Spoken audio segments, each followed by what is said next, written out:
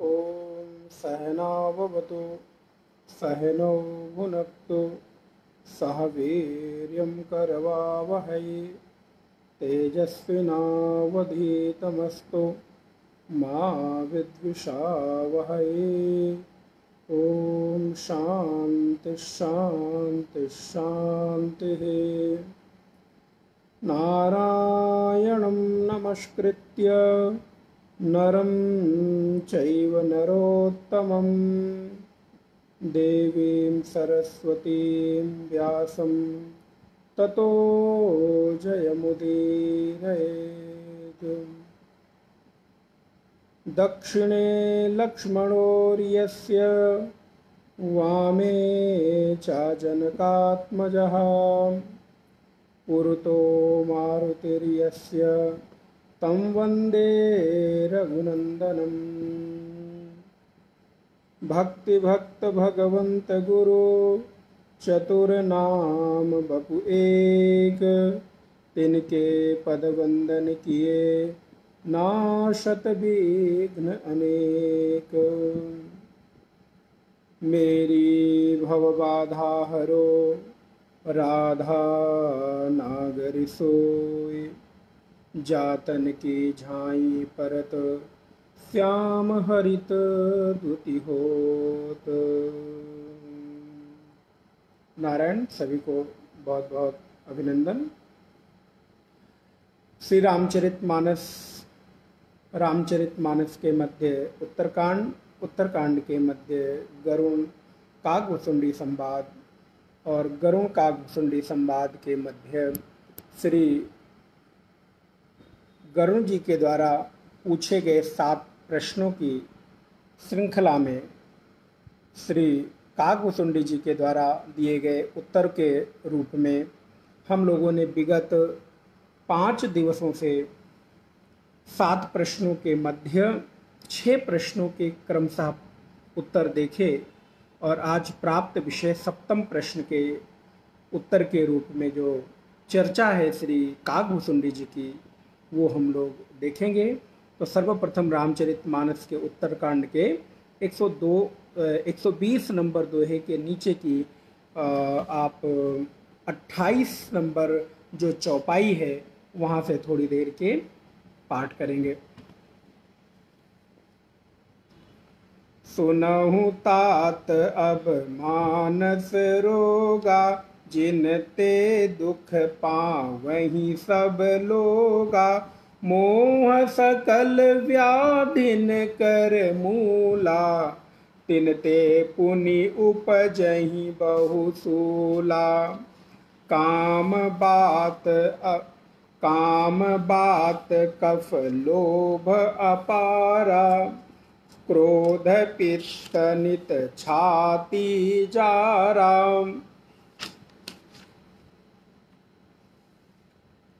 प्रीति करहि ज्योति न्यू भाई, उपजई सन्न्यपात दुखदाई। विषय मनोरथ दुर्गम नाना, ते सब सूल नाम को जाना। ममता दादु कंडु ईर्षाई, हर्ष विषाद गरह बहुताई। पर सुख देखि जरनि सोई क्षयी, कुष्ठ दुष्टता मन कुटिलई। अहंकार अति दुखद डमरुआ, दंभ कपट मद मान नेहरुआ। तृष्णा उदर वृद्धि अति भारी, त्रिविध ईशना तरुण तिजारी। जुग विधि ज्वर मत्सर अविवेका, कहाँ लगी कहाँ कुरोग अनेका। एक व्याधि बस नर मरही, ये असाधि बहुव्याधि। पीड़हि संतत जीव कहूँ, सो किम लहै समाधि। नेम धर्म आचार तप, ज्ञान यज्ञ जप दान। भेषज पुनि कोटिन नहीं, रोग जाहि हरि जान। सियावर रामचंद्र की जय, पवन सुत हनुमान की जय। बोलो भाई सब संतन की जय, श्री सद्गुरुनाथ महाराज की जय।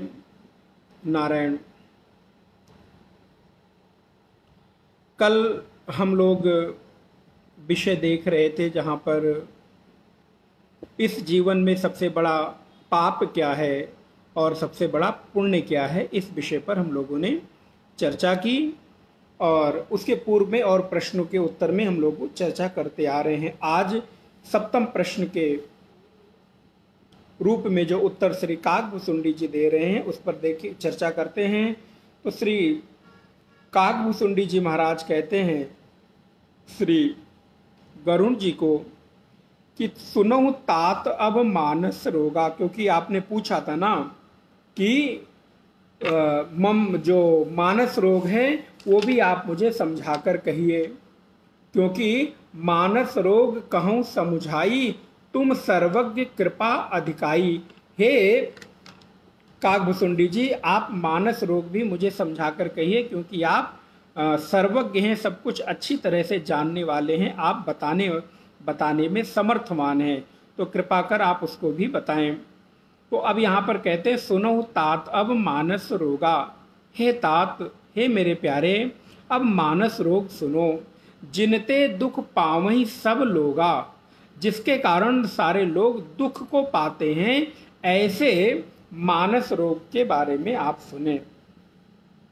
अब विचार करने लायक यहाँ पर बात यह है कि जिनते दुख पावहीं सब लोगा, यहाँ पर इस लाइन को अंडरलाइन करिएगा, इस चीज को ध्यान दीजिएगा कि सब लोगा। ऐसा नहीं है कि कोई छूट जाता है, ऐसा नहीं है कि कोई बच जाता है, अपितु सारे के सारे लोग इस मानस रोग से दुख पाते हैं। सभी लोगों के जीवन में कहीं ना कहीं इस दुख की अनुभूति बनी हुई है।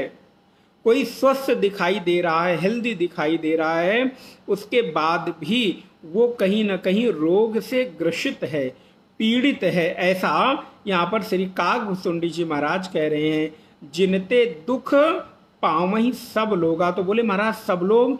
बोले हाँ, सब लोग पीड़ित हैं, सब लोग दुखी हैं, सारे लोगों को रोगों ने घेर रखा है।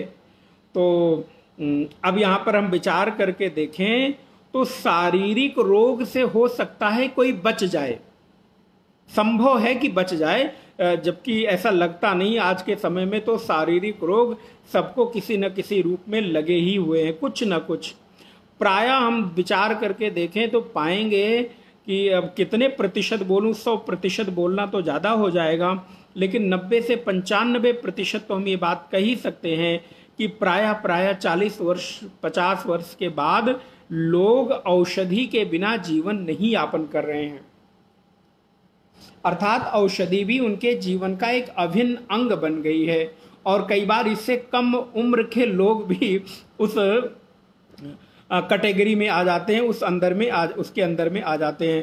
तो अब रोग का कोई उम्र से लेना देना नहीं है। तो ये शारीरिक रोग से तो कमोवेश सभी लोग पीड़ित हैं, लेकिन एक चीज है, सब रोग सभी को नहीं है। शारीरिक रोग, सब रोग सभी को नहीं है, किसी को कुछ है तो किसी को कुछ है, किसी को कुछ है तो किसी को कुछ है। लेकिन जो मानसिक रोग है, बोले महाराज वो सबको एक जैसा है, सभी लोग मानसिक दुख से पीड़ित हैं, सभी लोगों को मानसिक रोग जरूर है, क्योंकि मन के रोग से कोई बच नहीं पाया। कदाचित कोई शरीर के रोग से बच भी जाए तो मन के रोग से नहीं बच सकता। तो कहते हैं कि इस मन के रोग का आधार क्या है? तो सुनो तात तुम मानस रोगा, जिनते दुख पावहीं सब लोगा। जिनसे सारे लोग दुख पाते हैं। तो हमारे ऋषियों ने दुख को 3 विभाग में बांट दिया, आदि दैविक, आदि भौतिक और आध्यात्मिक। यदि मनुष्य के जीवन के भीतर दुख की गणना करनी हो तो कितने प्रकार के दुख हैं, कैसे कैसे दुख हैं, तो हमारे ऋषियों ने, आचार्यों ने दुखों का विभाजन कर दिया। और आप विचार करके देखेंगे तो पाएंगे हमारे सारे दुख इन्हीं तीन कैटेगरी में आते हैं, इन्हीं तीन के विभाजन में विभक्त हो जाते हैं। या वो आदि दैविक होगा, आदि भौतिक होगा, अथवा आध्यात्मिक होगा। तो इन रोगों से सारे लोग ग्रसित हैं। अब कहते हैं कि ये जो शारीरिक रोग है ये तो स्थूल शरीर में होता है। जो ऊपर वाला ये हमारा देह दिखाई दे रहा है, तो जो हमारे स्थूल शरीर है उसमें शारीरिक रोग होते हैं। सर्दी है, खांसी है, जुखाम है, बुखार है, मलेरिया है, पेट दर्द है, आदि आदि नाना प्रकार के आप बीमारियों का नाम, कैंसर है, उदर रोग है, हार्ट का रोग है, किडनी है, लीवर है, कैसे कैसे रोग हमारे शरीर में होते हैं। अभी तो रोगों की कोई गिनती नहीं महाराज, रोज नए नए रोग निकल रहे हैं, कितने कितने प्रकार के रोग। आज के समय में, वर्तमान समय में सबसे बड़ा सुखी व्यक्ति वही है जिसको जीवन में दवा न खानी पड़े। बिना दवा खाए अगर जीवन यापन हो जाए तो जीवन की सबसे बड़ी उपलब्धि और सुख है। वो व्यक्ति ये समझो कि स्वर्ग में निवास कर रहा है। लेकिन प्रायः देखने में आता है, मैं तो कितने प्रतिशत बोलूं, जिसको देखो उसके लिए एक ना एक दवा की पाउच है। इवन आप ब्रेकफास्ट, लंच और डिनर भूल जाओ लेकिन दवा नहीं भूल सकते। सामान पैक कर रहे हैं, आपको कहीं जाना है तो आप अन्यान चीजों को भूल सकते हैं, मोबाइल का चार्जर भूल जाएंगे, लेकिन दवा की जो पाउच है महाराज वो नहीं भूलती है। वो आपको साथ में कैरी करना ही करना है। और दवाइयाँ भी कितने प्रकार की, तो बोले नाना प्रकार की दवाइयाँ, पाउडर भी है, तो लिक्विड भी है, तो पीने वाली भी है, तो खाने वाली भी है, तो महाराज आजकल लगाने वाली भी है। अब लगाने वाली भी दवा चल गई है, आपको मालूम ही होगा सभी लोगों को कि वो महाराज खाने के पहले लगाओ, दोपहर को, रात को, सुबह शाम, जितनी भी प्रकार की आपकी जरूरत है, तो इन सारी दवाइयों को कैरी करना पड़ता है। तो ये जो दवाइयां हैं ये शरीर के रोग को समाप्त करती हैं, स्थूल शरीर में शारीरिक रोगों का निवारण करती हैं। लेकिन यहाँ पर जो मानस रोग है वो कहाँ है, बोले महाराज वो सूक्ष्म शरीर में है। और सूक्ष्म शरीर किससे बना है आपको मालूम है, आपकी जो पंच ज्ञानेन्द्रियां, पंच कर्मेंद्रियां, पंच प्राण और चतुर्थ अंतःकरण जो है, चार प्रकार के मन, बुद्धि, चित्त और अहंकार, तो ये आपके चार प्रकार के जो अंतःकरण हैं, तो इन 19 तत्वों को मिलाकर पंच ज्ञानेन्द्रियां, पंच कर्मेंद्रियां, पंच प्राण और अंतःकरण चतुष्टय, इनसे सूक्ष्म शरीर बनता है। तो जो मानस रोग है, मानसिक रोग है मेरे भाई बहन, वो आपके स्थूल शरीर में नहीं, वो आपके सूक्ष्म शरीर में निवास करते हैं। अच्छा, सूक्ष्म शरीर में रहने वाले रोग फिर वो दिखाई नहीं देते, चूंकि वो सूक्ष्म है। वो सूक्ष्म है, छोटे हैं, दिखाई नहीं देते, इसीलिए तो उनको सूक्ष्म कहा गया।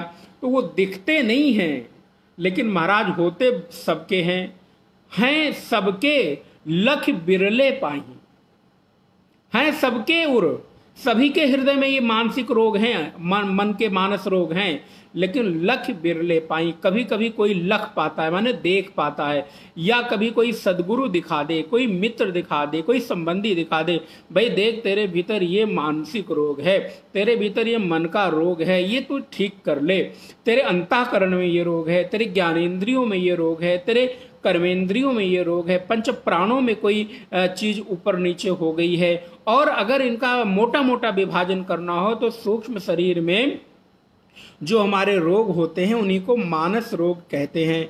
अच्छा, इन मानस रोग और शारीरिक रोग का आधार क्या है, तो बोले शारीरिक रोग का आधार तो कफ, वात और पित्त है। तीन प्रकार का जो तत्व है, कफ, पित्त और वात, ये तीन प्रकार के जब चीजें हमारे शरीर में डिसबैलेंस होती हैं, इनका व्यतिक्रमण होता है, तब हमारे शारीरिक रोग होते हैं जो स्थूल शरीर में दिखाई देते हैं। लेकिन मन के शरीर में, बोले मन के शरीर में तो महाराज सबके हैं, और किसी में कम और किसी में ज्यादा। तो इसका परिणाम क्या होता है? तो बोले मोह सकल। अब चलिए मानस रोग की ओर। तो इन मानसिक रोग का आधार क्या है? जैसे शारीरिक रोग का आधार है कफ पित्त वात और पित्त, कफ वात और पित्त शारीरिक रोग का आधार है, वैसे ही मानसिक रोग का आधार क्या है? मानस के रोग का मूल आधार क्या है? तो बोले मोह सकल व्याधीन कर मूला। मोह जो है आपकी ममता, आसक्ति, प्रीति, आपका अटैचमेंट, ये आपके मानस रोग का आधार बिंदु है।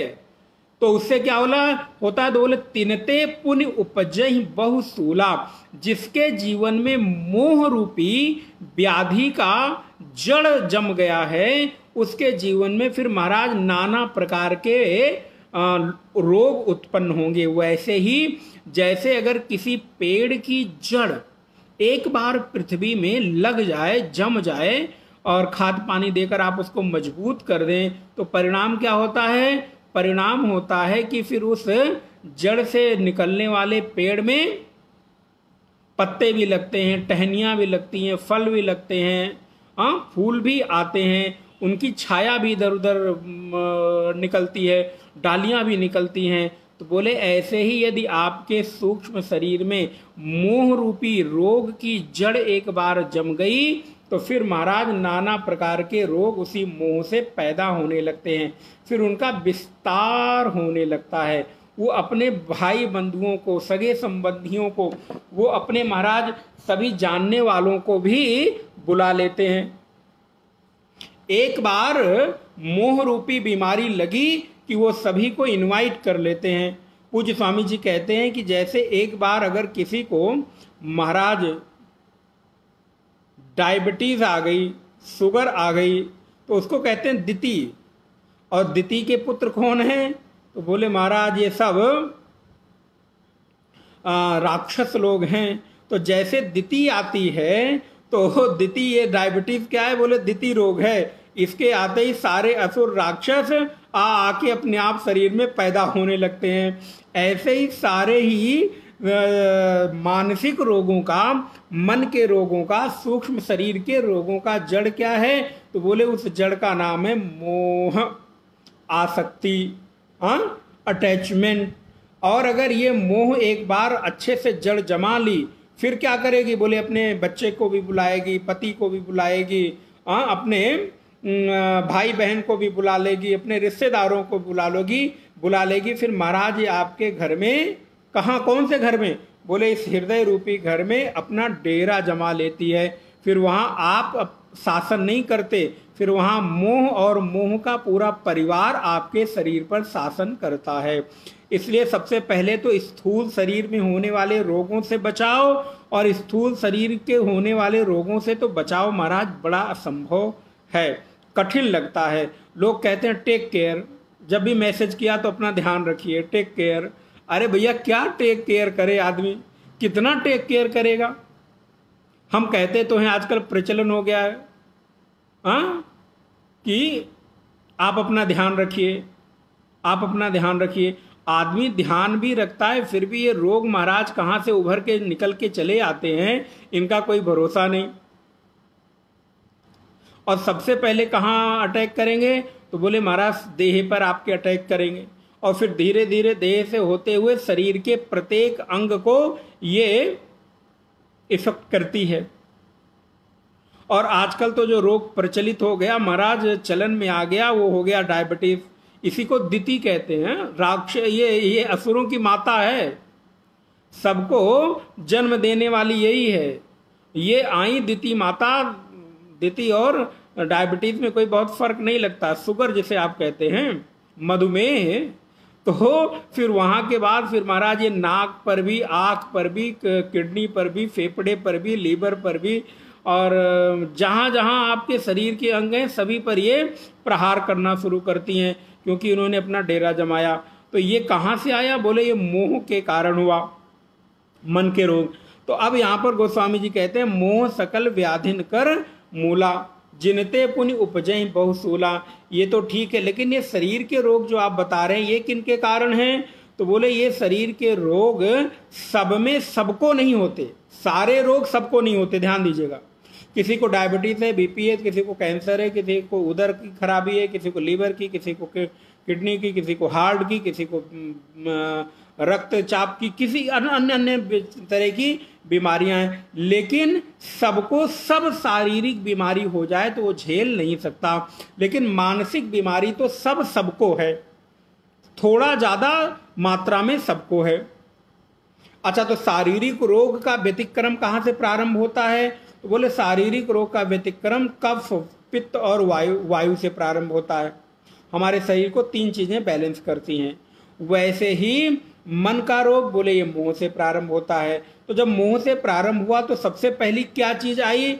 बोले काम, बात, कफ, लोभ, अपारा, क्रोध, पित्त, नित, छाती, जारा।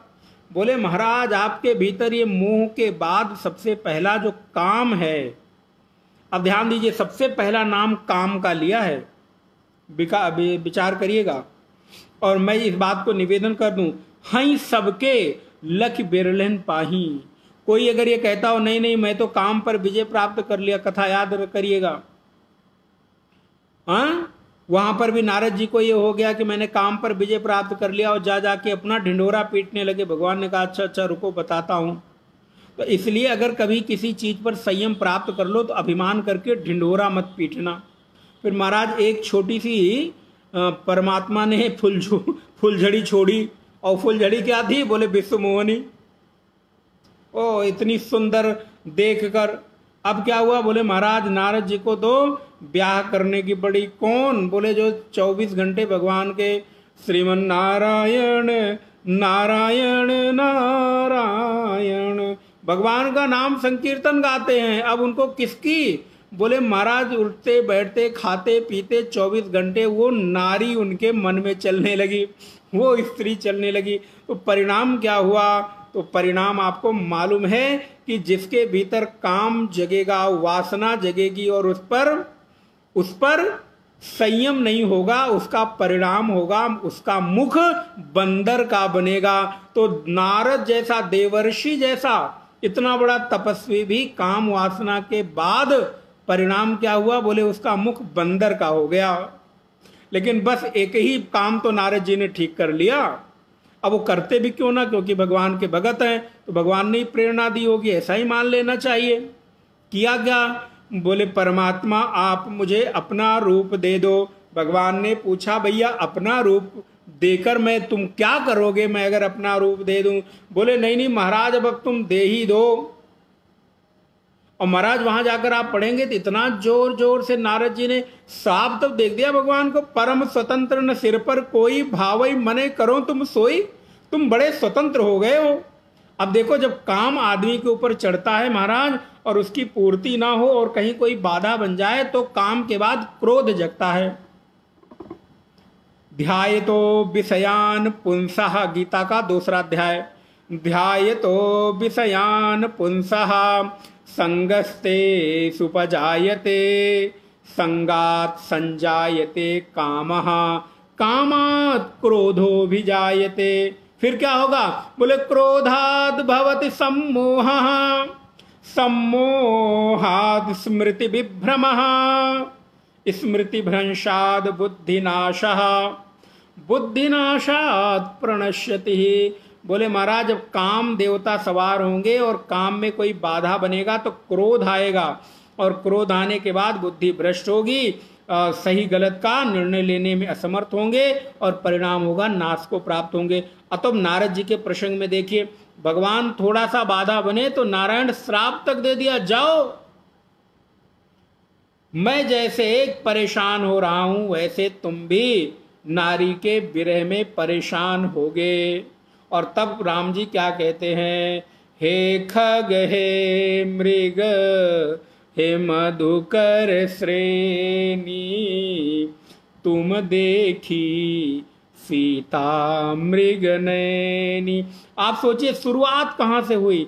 नारद जी के मन में एक छोटी सी काम वृत्ति जगी है, और उस काम वृत्ति को पूरा न होने के कारण पूरी की पूरी एक परंपरा चल पड़ी, एक पूरा का पूरा नारायण ये कहें कि उहापोह मच गया।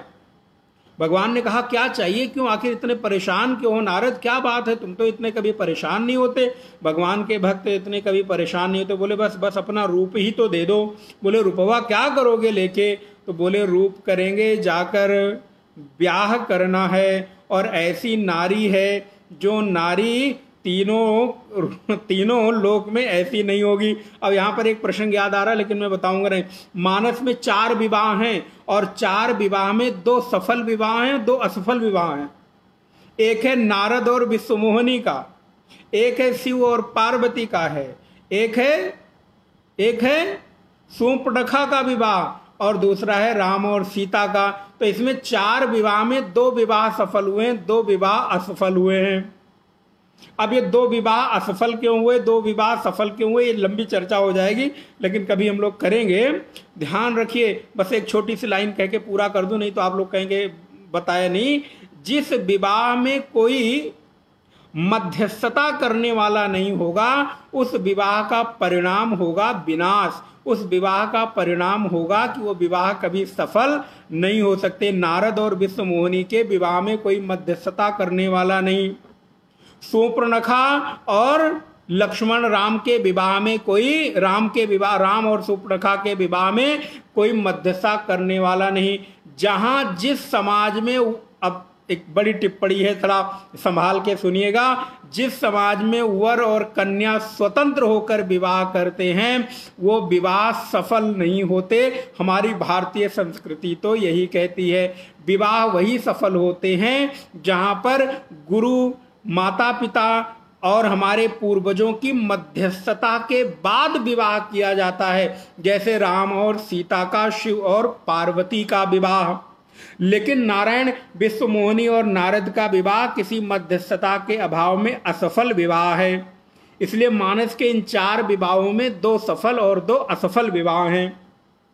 तो महाराज नारद जी महाराज पहुंचे भगवान से, कहे कि अपना रूप ही दे दो। क्यों रूप दे दो, क्योंकि मैं विवाह करना चाहता हूं। बोला तो नहीं, अब ये नहीं करें विवाह करना चाह रहा हूं, मन ही मन समझ रहे हैं बस काम है दे दो, हमने कुछ मांगा नहीं है। लेकिन चलते चलते एक बात बहुत अच्छी कर गए, और हम लोगों को भी ये धारण कर लेना चाहिए, हमारा हित अहित किसमें है हमको नहीं मालूम है।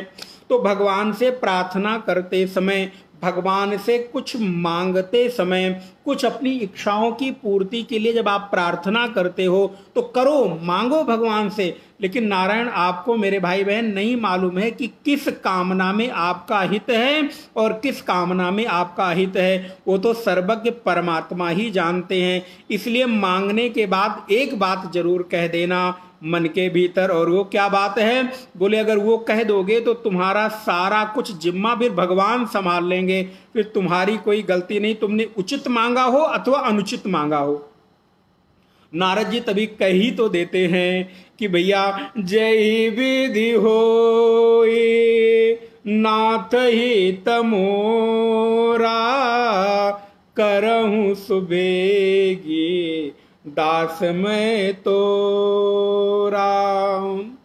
जय विधि हो, आपको पता हो या न पता हो, मांग के बाद एक बात कह देना। और नारद जी की यही एक लाइन भगवान ने पकड़ी और भगवान विवश हो गए, क्योंकि भगवान के सामने भक्त ने ये बात कह दिया था। रूप मांगते हुए भी नारद ने ये बात कह दी थी कि जयविद होई है, होई नाथ इत मेरा तो हो मेर मोरा।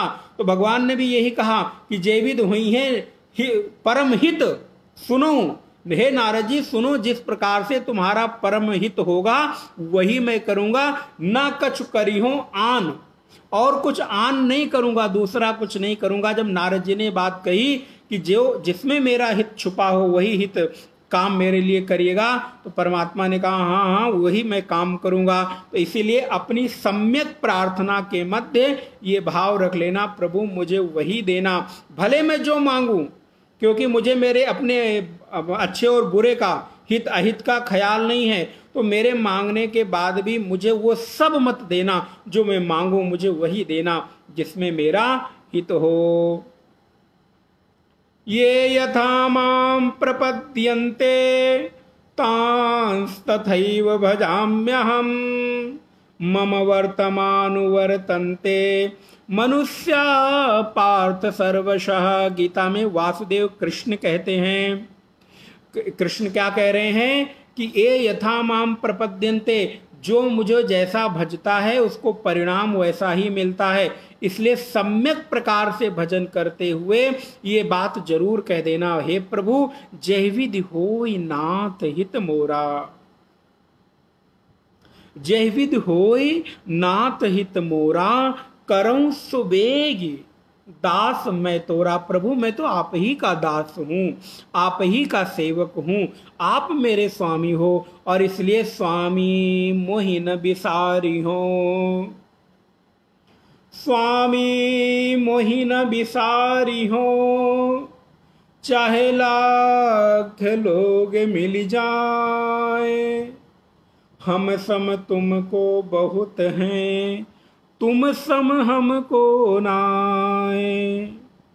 नहीं विद्या नहीं बाहुबल, नहीं खर्चन को दाम, मोते पतित अपंग को तुम पति राखो राम। हे प्रभु मेरे पास न विद्या है न धन है, मेरे पास कुछ भी नहीं है, आप ही एकमात्र मेरे आश्रय मेरे सहारे हो, मैं आपके आश्रय में हूँ। इसलिए जय विधि होई नाथ हित मोरा, करऊं सुबेगी दास मैं तोरा। जैसे मेरा हित हो, जिसमें मेरी भलाई हो प्रभु वही करना, मैं मांग भले कुछ लूं लेकिन पूरा मत करना। इसलिए नारद जी ने मांगा तो रूप, लेकिन भगवान ने रूप किसका दे दिया? बोले भगवान ने रूप दे दिया बंदर का। अब महाराज कथा क्या करूं पूरी। नारद जी पहुंचते हैं, बड़े वहां उचक उचक के फूली, आप मानस पढ़िए तो कहते हैं बड़े उचक उचक के नारद जी, अरे अभी तो मेरे ही गले में तो वरमाला पड़ेगी। क्यों? क्योंकि नारद जी कहते हैं इस संसार में विष्णु जैसा रूप तो किसी का है ही नहीं, और अभी वो विष्णु रूप मैंने प्राप्त कर लिया है, इसलिए विश्व मोहिनी मुझे ही तो माला पहनाएगी। लेकिन महाराज उसी सभा में दो शिव के गण बैठे थे, अब वो देख देख कर मुस्कुरा रहे हैं। नारद जी को लग रहा है इतने सुंदर रूप लेकर मैं बैठा हूं फिर भी मुझे मुस्कुरा रहे हैं। बोले महाराज बाद में जब क्या पूछा इशारे, बोले जरा अपना मुंह पानी में देखो तो जरा, तो इसीलिए कहावत बनी होगी चुल्लू भर पानी में देखो मुंह देखकर। तो महाराज जब मुंह देखा तो वहां पर बानर का रूप मिला, और जब बानर का रूप मिला तो बड़ा क्रोध हुआ, और क्रोध हुआ तो भगवान के पास पहुंचे, बोले तुम बड़े स्वतंत्र हो गए हो। बड़ी जोर से डांटा नारद जी ने, सोचो भक्तों का अधिकार भगवान पर क्या है, बड़ी जोर से डांटा, बोले बड़े स्वतंत्र हो गए हो, तुम्हें तुम्हारे ऊपर कोई अनुशासन करने वाला नहीं, तुमको कोई डांटने वाला नहीं है, परम स्वतंत्र न सिर पर कोई, भावई मने करो तुम सोई, जो मन में आता वही करते हो, मैंने कहा कुछ और किया तुमने कुछ। अब बोले भगवान ने हुआ क्या, तो सारी कथा बताई।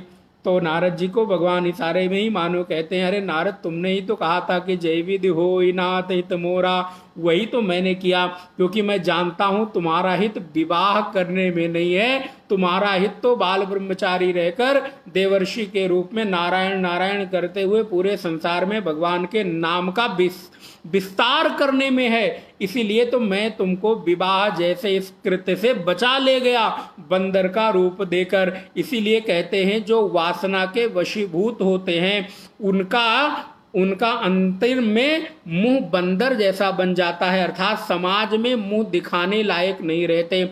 इसलिए जिसको अपनी वासना पे अपनी कामना पे नियंत्रण नहीं है महाराज, उनकी हालत समाज में बंदरों जैसी ही होती है।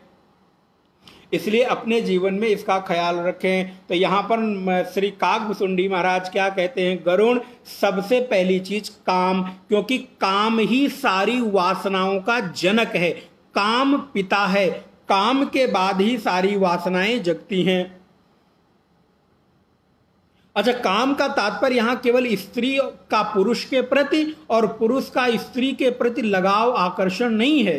काम का तात्पर्य है कि जो मेरे भीतर इच्छाएं होती हैं, वासनाएं होती हैं, कामनाएं होती हैं, जो डिजायर्स हैं मेरी, वो सब कामना के मध्य आती हैं। तो कामना क्या है? बोले कामना यहाँ पर पिता है, जनक है सारी अन्य इच्छाओं का।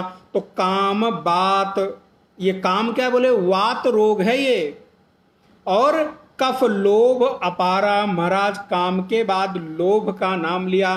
तो ध्यान रहे, शरीर में मैंने आपको निवेदन किया 3 प्रकार की कफ वात पित्त की विसंगति हो जाने से, न्यूनाधिक हो जाने से ही आपके जीवन में रोग आते हैं। तो ऐसे ही अगर आपके जीवन में काम अधिक हो गया है तो शरीर में रोग आ जाएगा। लोभ अधिक हो गया है तो शरीर में रोग आ जाएगा। ये किस कारण से? बोले ये बात और कफ की जगह हैं, तो इसलिए इन पर नियंत्रण बहुत आवश्यक है। अगर काम पर नियंत्रण न होगा तो परिणाम होगा बंदर जैसा मुख समाज के सामने आ जाएगा। और लोभ, बोले लोभ अपारा। लोभ अपार है। अपार माने इसका कोई पारावार नहीं है, इसकी कोई सीमा नहीं है। जैसे मैंने कहा, आज के लोगों का वर्तमान में कोई लिमिट नहीं है, भोग की कोई लिमिट नहीं है, ऐश्वर्य की कोई लिमिट नहीं है, या यूं कहूं कि जीवन में हमारे कहां जाकर रुकना है, कोई स्पीड ब्रेकर नहीं आता। महाराज दौड़ते जाओ दौड़ते जाओ दौड़ते जाओ। पहले ये भी लड़का पढ़ ही रहा है, बीटेक कंप्लीट हुआ नहीं कि कंपनी वहां से ले ली, अब वहां से फ्लैट भी ले लो तो तुम गाड़ी भी ले लो, तुम महंगा फोन भी ले लो तो तुम ये भी ले लो। किस पे ले लो? बोले ईएमआई पे, ईएमआई पे, ईएमआई पे। और वो लोभ के चक्कर में मेरे पास ये भी हो, ये भी हो, ये भी हो, ये सोसाइटी भी हो, ज्वाइन कर लूँ, वो सोसाइटी, वो ग्रुप ज्वाइन कर लूँ, और परिणाम होता है उसकी कोई लिमिट नहीं होती। तो ईएमआई में ही पूरा जीवन कट जाता है, हाथ कुछ आता नहीं। ये किसके कारण? बोले लोभ अपारा। ये लोभ क्या? बोले कफ। और कफ कैसा होता है? बड़ा चिकना होता है। ध्यान रहे महाराज, कफ बड़ी आसानी से अगर हो जाए तो गले से निकलता नहीं, क्योंकि बहुत चिकना होता है। आपको गर्म पानी पीना, दवाइयाँ पीना, और ऐसे ऐसे करके आप जब कफ को निकालते हो, निकलता ही जाता है, निकलता ही जाता है, निकलता ही जाता है। तो ऐसे ही आपका लोभ भी है। एक निकालो, दूसरा, दूसरा पूरा करो, तीसरा, तीसरा पूरा करो, चौथा, चौथा, पांचवा, इसकी कोई लिमिट नहीं होती। और ये बड़ा चिकना है, बड़े अंदर गहराई में फंसा रहता है, बड़ी कठिनता से निकलता है। और निकलता है तो एक निकलेगा तो दूसरा पैदा हो जाएगा। आप कभी देखिए, आपको अगर कभी कफ हो जाए तो गले की स्थिति क्या होती है? महाराज थोड़ा थोड़ा थूक थूक के निकालते हैं और वो निकलता ही जाता है, निकलता ही जाता है। ऐसे ही आपके मन के भीतर भी ये कफ जमा हो जाता है, जिसका नाम है लोभ। एक चीज की पूर्ति हुई दूसरी, दूसरी की तीसरी, तीसरी हुई चौथी, ये धीरे धीरे धीरे धीरे बढ़ता ही चला जाता है। और क्रोध पित्त नित छाती जारा। और महाराज जो क्रोध है ये भी मन का रोग है। ये क्या है? तो बोले ये पित्त है। देखो तीनों हो गए, कफ, वात और पित्त। तो कफ क्या है? बोले लोभ। वात क्या है? काम। और पित्त क्या है? क्रोध। पित्त माने होता है जो विषैला हो, जो कड़वा हो, जो जलन दे, उसी को पित्त कहते हैं। जब पेट खराब होता है तो जनरली क्या कहते हैं?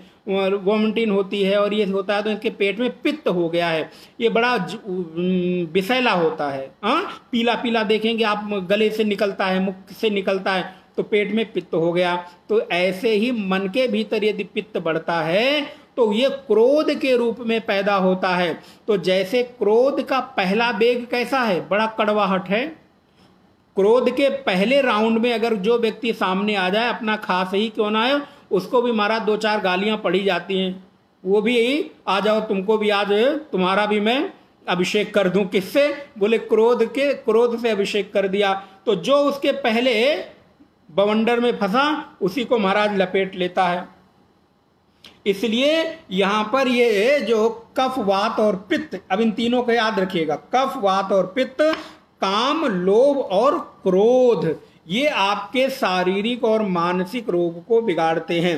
शारीरिक रोग को कफ, वात, पित्त बिगाड़ता है, और सूक्ष्म शरीर को, मानसिक रोग को काम, लोभ और क्रोध बिगाड़ता है। और प्रीति करही, अब ये चौपाई पढ़ दूं, फिर इन तीनों की एक साथ सम्यक व्याख्या करूंगा। प्रीति करही जो तीनों भाई, उपजई सन्य पात दुखदाई। बोले महाराज अगर ये तीनों एक साथ मिल जाएं, वैसे तो आप देखेंगे आपके भीतर जो जो रोग होता है वो किसी एक कफ, वात अथवा पित्त की प्रधानता से होता है।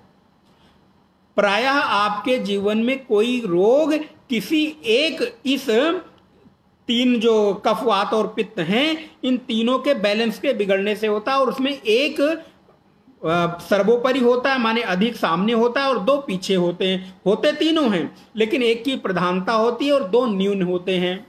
और कभी कभी दो की प्रधानता हो गई, एक न्यून हो गया। लेकिन बोले अगर तीनों की प्रधानता हो गई तो बोले महाराज फिर सन्नपात रोग हो जाता है।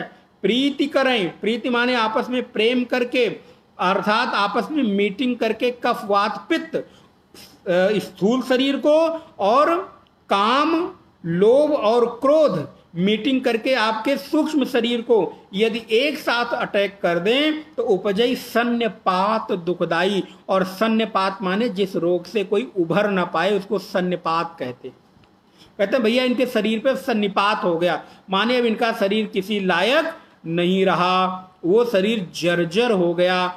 तो इसलिए अगर ये तीनों कफ वात पित्त एक साथ मैत्री करके आपके शरीर पर अटैक कर दें तो महाराज उसकी निश्चित है कि अब मृत्यु हो ही जाएगी। इसलिए प्रीति करई जो तीनों भाई, उपजई सन्निपात दुखदाई। तो सन्निपात रोग उभर कर आता है।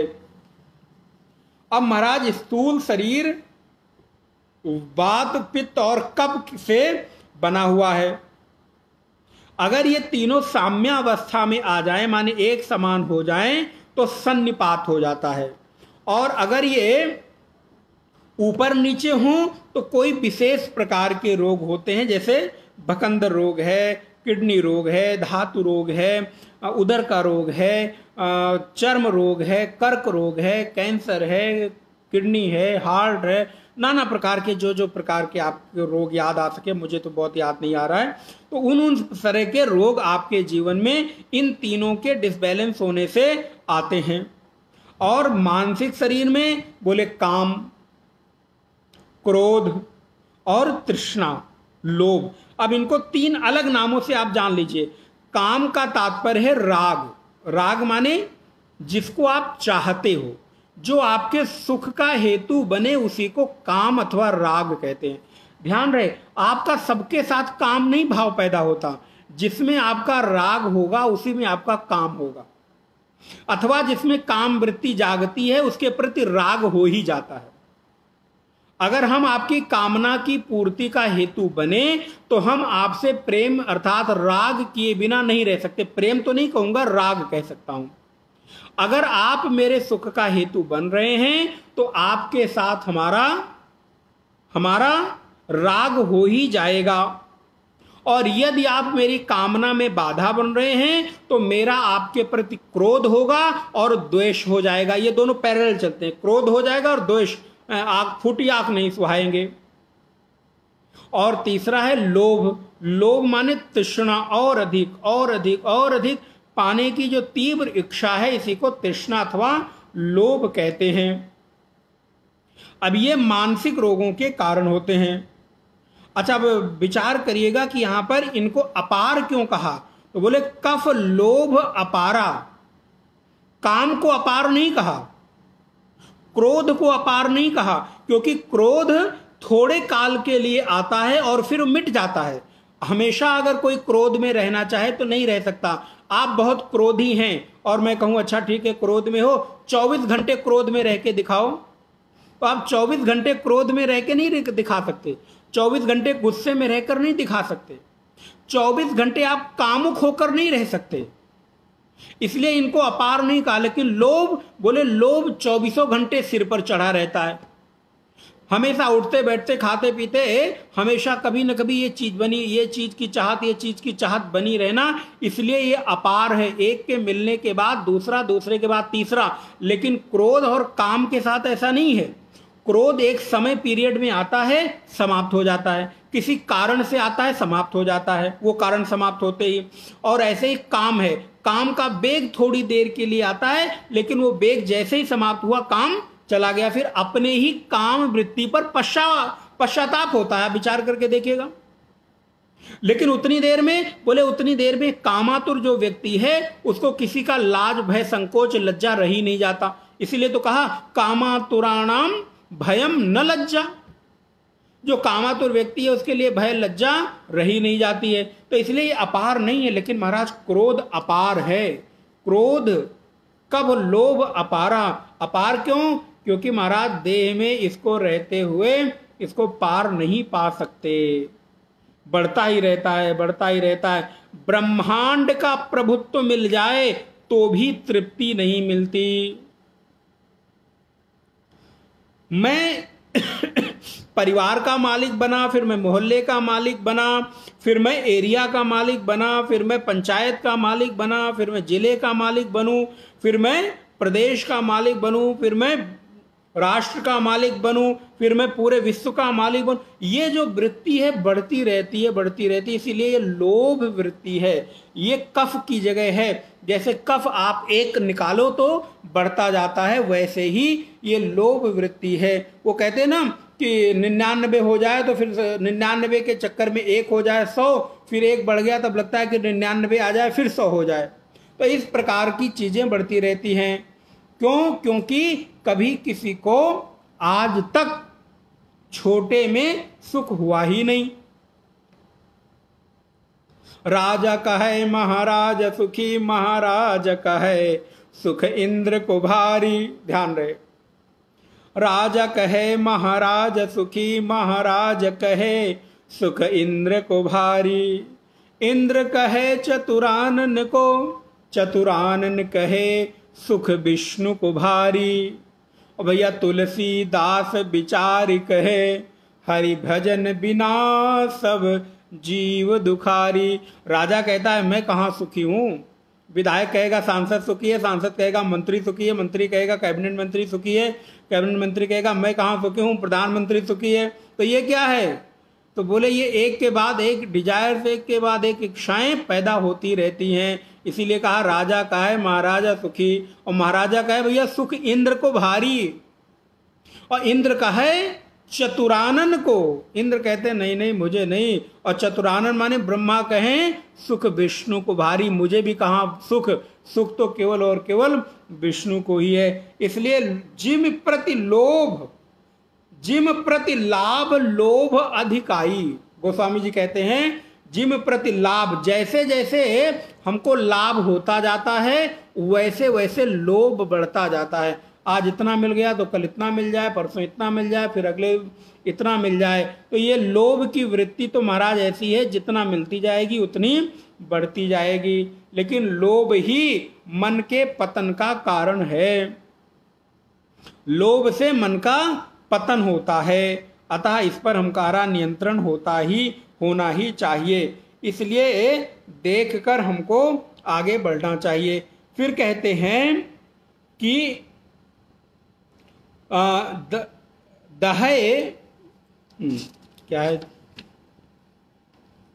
क्रोध पित्त नित छाती जारा। जो क्रोध है वो छाती को जारता है महाराज, जला देता है। जैसे क्रोध का पहला वेग आप देखिए, क्रोध का जब पहला वेग आप देखेंगे तो महाराज उसके भीतर नाना प्रकार की कड़वाहट है, खट्टा है, तीखापन है। ऐसे ही ये पित्त है, शरीर के साथ क्रोध और मन के साथ, शरीर के साथ पित्त और मन के साथ क्रोध, ये जो पैरेलल चल रहे हैं। तो जैसे शरीर में पित्त बढ़ जाए तो डकार आती है, खट्टापन लगता है, शरीर में नाना प्रकार की मिचलाई आती है। वैसे ही मन में यदि पित्त बढ़ जाए तो उसका परिणाम होता है क्रोध। या फिर अगर कोई व्यक्ति क्रोधी हो तो समझ लेना अब इसका पित्त बढ़ा हुआ है। फिर उसमें भी क्या होगा, बोले उसमें भी नाना प्रकार की अनुभूतियां होंगी, कठोर वचन, कटु भाषण, पाषाण जैसा वचन, इस प्रकार की चीजें वहां पर, जैसे ये पित्त जलाता है वैसे ही वो क्रोध का वचन भी व्यक्ति के हृदय को जला देता है। इसीलिए कहते हैं ना वचन की जो घाव है वो जल्दी मिटती नहीं है। और बोले महाराज अगर ये तीनों एक साथ हो जाएं तो प्रीति करें जो तीनों भाई। और ध्यान रहे तीनों भाई हैं, कैसे भाई हैं, सगे भाई हैं, एक ही माँ के उदर से जन्म लेते हैं।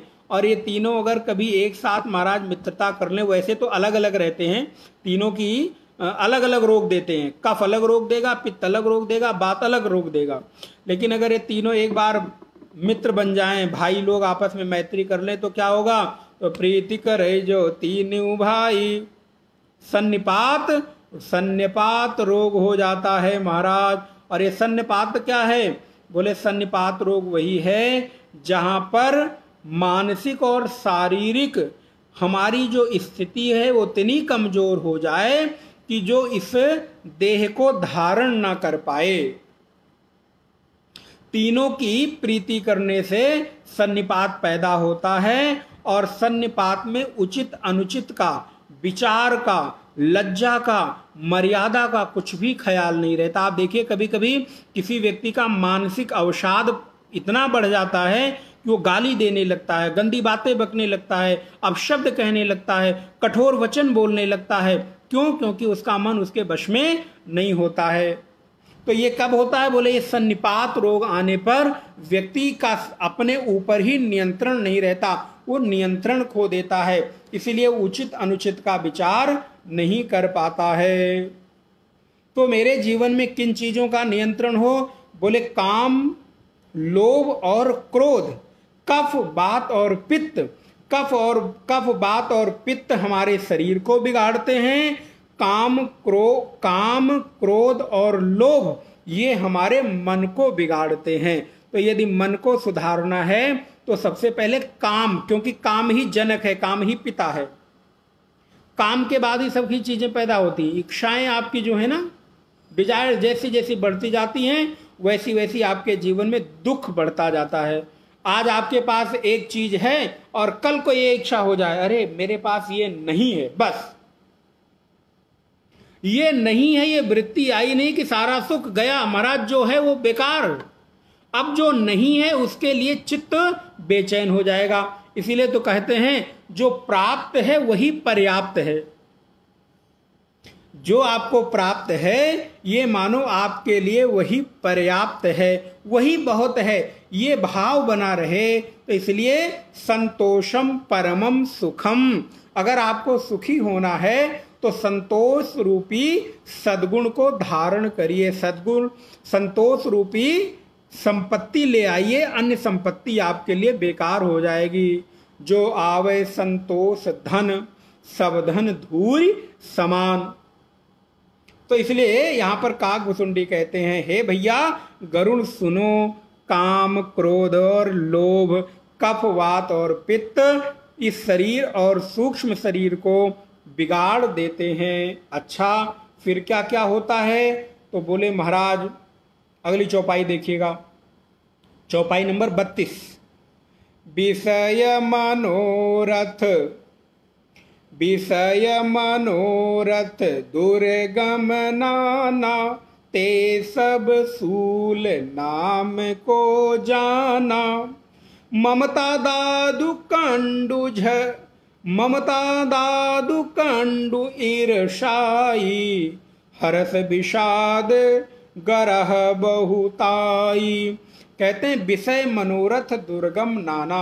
महाराज काम हो, वासना हो और उसी में कहीं विषयों का मनोरथ होने लगे। विषय कौन कौन से हैं?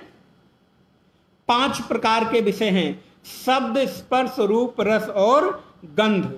तो ये विषय मनोरथ दुर्गम नाना, ये महाराज शब्द, स्पर्श, रूप, रस और गंध का जो विषय है, मनोरथ है, मन के भीतर उठने वाली भावनाएं हैं, ये क्या है? ते सब सूल नाम को जाना। ये सब सूल हैं, कांटे हैं, आपको हमेशा चुभते रहते हैं। आपके मन के भीतर देखिए, कभी देखने की इच्छा का कांटा चुभता है, कभी छूने की इच्छा का कांटा चुभता है, कभी पीने की इच्छा का कांटा चुभता है, कभी खाने की चुभने का कांटा चुभता है, कभी आने का, जाने का, ग्रहण का, त्याग का। ये 5 ही विषय, शब्द, स्पर्श, रूप, रस, गंध। और ये प्रकारांतर से विषयों के अलग अलग दृश्यों के कारण भेद बहुत हो जाते हैं, असंख्य भेद हो जाते हैं। लेकिन कभी आंखें कुछ अच्छी चीज देखना चाहती हैं, कान कुछ सुनना चाहता है बेचैन, मुख, नाक, जिह्वा खाने के पीछे उस कांटे को चुभती रहती है। और कभी कभी शरीर में कुछ भोग की वृत्ति उठ जाए तो महाराज कहना ही क्या, फिर तो ऐसा कांटा चुभता है कि आदमी बेचैन हो जाता है। ख्याल ही नहीं रहता कि उसको क्या करना है, कैसे करना है, कब करना है, कहाँ करना है, कितना करना है, कुछ उसको ख्याल नहीं रहता।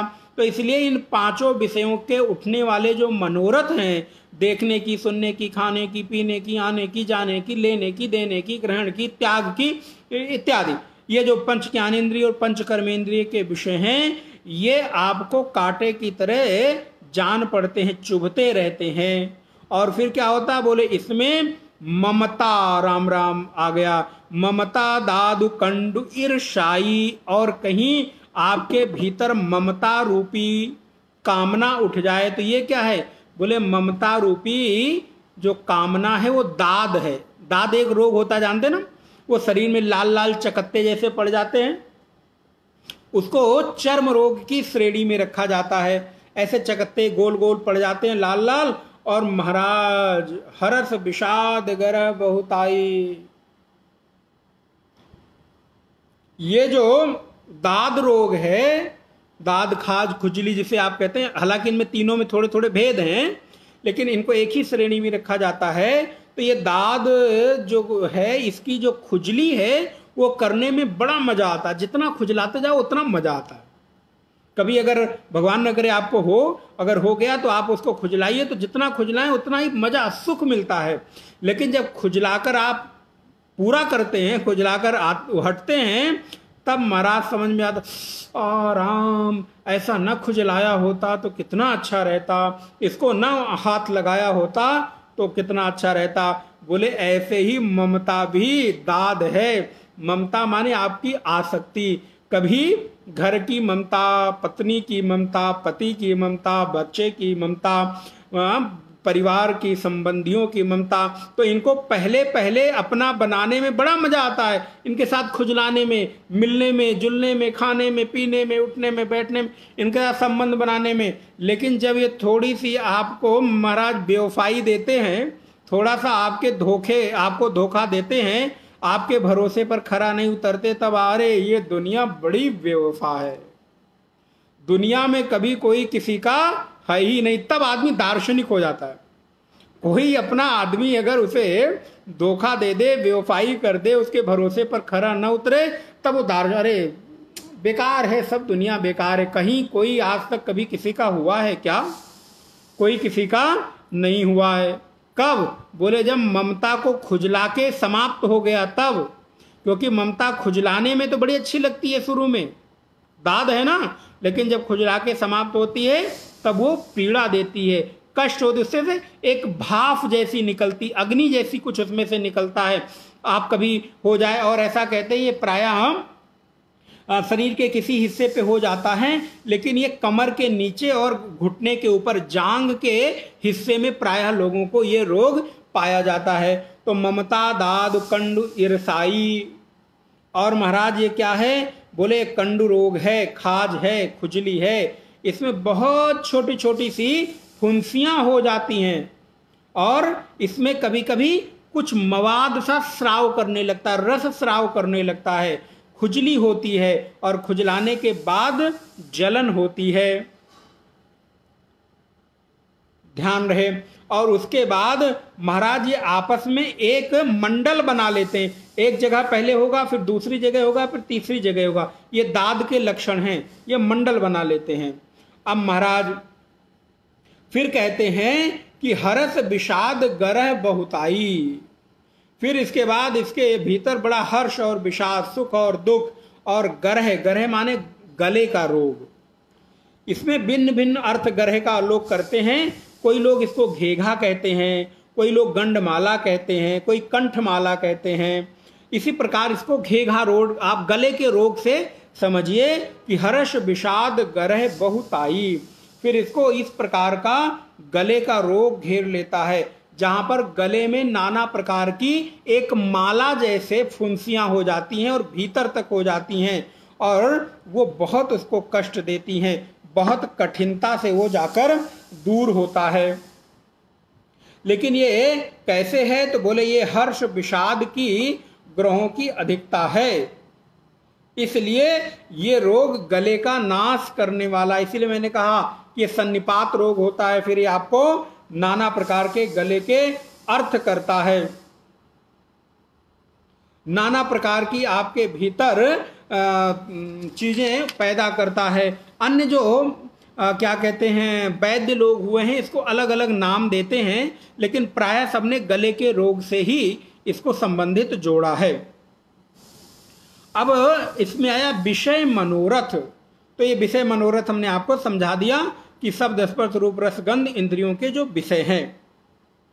दुर्गम नाना, आप जब देखेंगे तो ये काकभुसुंडी जी क्या कहते हैं कि ये बहुत दुर्गम है, अर्थात सुगमता से खत्म नहीं होने वाले हैं महाराज, इसलिए इनसे बचकर रहना पड़ता है। ममता के संघर्ष में बड़ा सुख मिलता है। ध्यान दीजिएगा, जब ममता शुरू शुरू में किसी से पैदा होती है, लगती है, होती है, तो बड़ा सुख पैदा देती है। संघर्ष होता है संबंधियों से, लेकिन बाद में ये बड़ा दुख देता है। जैसे दाद में लालिमा हो जाती है ना, और वो लालिमा धीरे धीरे बढ़ती जाती है। ध्यान दीजिएगा, उदाहरण बड़े क्लासिकल हैं। जैसे दाद की लालिमा मंडलाकार होती है और वो धीरे धीरे बढ़ती चली जाती है, वैसे ही ममता का भी मंडल बढ़ता ही चला जाता है।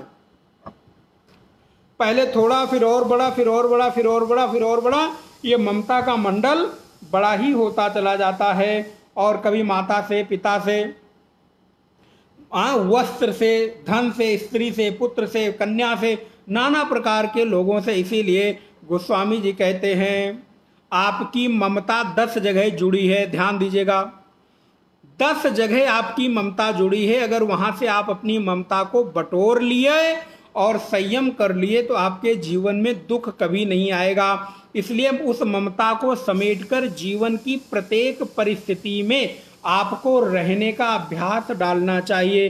गोस्वामी जी कहते हैं तन धन भवन सुहृद परिवारा सब कर ममता ताग बटोरी जननी जनक, गिनिएगा, जननी जनक बंधु सुत दारा तन धन भवन सुहृद परिवारा सब कर ममता ताग बटोरी मम पद मन ही बांधी बर डोरी। श्री गोस्वामी जी कहते हैं कि तन धन भवन सुहृद परिवारा, कैसे, किन किन लोगों का? बोले जननी, आपकी ममता का केंद्र, अटैचमेंट का जो पॉइंट है, कहां कहां है? बोले जननी मां, जनक पिता, बंधु भाई, जननी जनक बंधु, सुत पुत्र, दारा माने पत्नी अथवा पति, तन माने देह, धन माने आपकी प्रॉपर्टी पैसा, भवन माने मकान, सुहृद माने सगे संबंधी, परिवारा माने आपका परिवार। यहां 10 जगह आपकी ममता है। इसके अलावा आप देखो आपको किससे ममता है। इसी 10 केंद्रों में हम उलझे रहते हैं। हमारी वृत्ति का जो केंद्र बिंदु है यही 10 है। और कभी कभी थोड़ा मौका मिले तो देश के प्रति, राष्ट्र के प्रति भी। तो इन्हीं 10 के इर्द गिर्द कहीं ना कहीं हमारी पूरी की पूरी जीवन की लीला समाप्त हो जाती है। तो क्या करें? बोले इस ममता को बटोरकर भगवान के चरणों में समेटकर डाल दो। बड़ा सुंदर उदाहरण दिया। बोले कैसे? बोले सबकर ममता ताग बटोरी। आपने तागा देखा होगा ना, धागा, जब उसको थोड़ा मोटा करना होता है तो 2 लेयर मिलाकर ऐसे ऐसे करके उसको बर देते हैं तो मोटा हो जाता है। तो बोले ऐसे ही अपने भी जीवन का जो ये ममता है इसको एक धागे में बांधो। तो धागे का एक छोर भगवान के चरणों में बांध दो और धागे का दूसरा छोर अपने मन में बांध लो। तो बोले धागा बनेगा किसका? रेशम का? बोले नहीं, ये धागा इन्हीं 10 चीजों का बनेगा। तन धन भवन सुहृद परिवारा जननी जनक बंधु सुत दारा। इन्हीं 10 चीजों को मिलाकर 10 लेयर का धागा बनाओ और एक धागा भगवान के चरणों में और एक धागा अपने पास बांध लो। परिणाम क्या होगा? परिणाम होगा कि धीरे धीरे आप खिंचते चले जाओगे उस परमात्मा की ओर।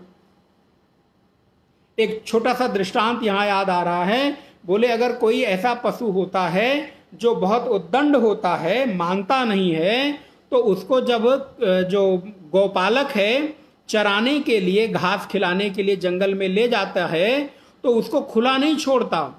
उसको एक बड़ी सी लंबी सी रस्सी से उसके सिर को, गर्दन को बांध देता है और दूसरा किसी पेड़ में या खूंटे में बांध देता है।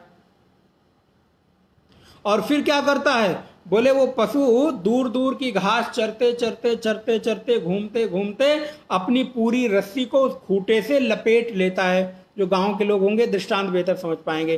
खूंटे से लपेट लेता है और लपेटने के बाद आकर ठीक खूंटे से लगकर बैठता है, चिपक कर बैठता है, दूर नहीं जाता। बोले वैसे ही जिन्होंने अपनी इस 10 ममता रूपी आसक्तियों को बनाकर भगवान के चरणों में बांध दिया, तो ये आपका मन रूपी पशु घूमेगा तो इधर उधर, लेकिन घूम टहल के जब थक कर इसको आराम करना होगा तो बैठेगा कहाँ? बोले परमात्मा के चरण रूपी खूंटे से आकर चिपक कर बैठेगा, ये फिर दूर नहीं रह सकता। इसीलिए जो आसक्त लोग हैं वो जब संसार को छोड़कर परमात्मा से प्रेम करते हैं तो उनसे बड़ा भक्त भी कोई नहीं होता।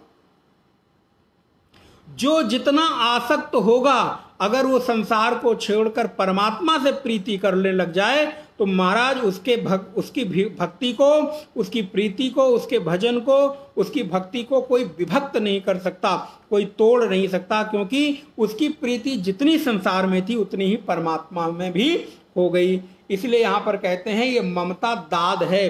शुरू में बहुत मजा देती है लोगों से संबंध बनाने में, लोगों से व्यवहार बनाने में, लेकिन वही लोग जब पीछे छोड़ देते हैं तो उस दाद को खुजलाने के बाद जैसे बाद में पीड़ा होती है, ऐसे ही सगे संबंधियों के छूटने के बाद पीड़ा देती है। आप सोचो आपका कोई अपना और बीच में छोड़कर चला जाए तो कितना कष्ट देता है।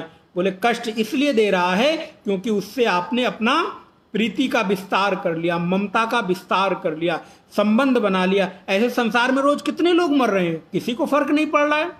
आज भी लोग मर रहे होंगे कितने लोगों को, लेकिन हमें कोई फर्क नहीं पड़ा। हमें फर्क कब पड़ता है? बोले जो हमारा अपना प्रीति का, ममता का, आसक्ति का केंद्र बिंदु था वो जब जाता है छोड़कर, धोखा देता है, तब मुझे कष्ट होता है। नहीं तो संसार में कोई किसी को कितना धोखा दे रहा है, हमें क्या होता है, तो संसार की रीति है कह के हम आगे बढ़ जाते हैं।